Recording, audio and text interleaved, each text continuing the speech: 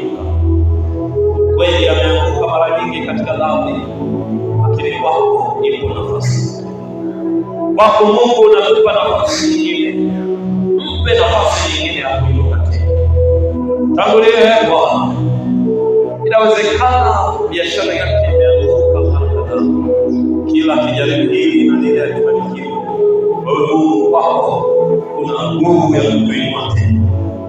Majaribu yamemsonga mkono wangu, lakini kwako ipo nguvu ya kuinua tena.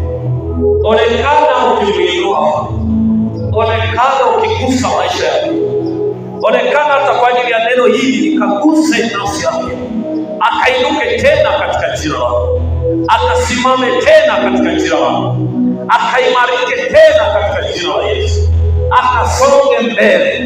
Maana katika Kristo uko mlango wa kutokea, katika Kristo uko mlango wa kutokea kwenye jaribu la aina yoyote.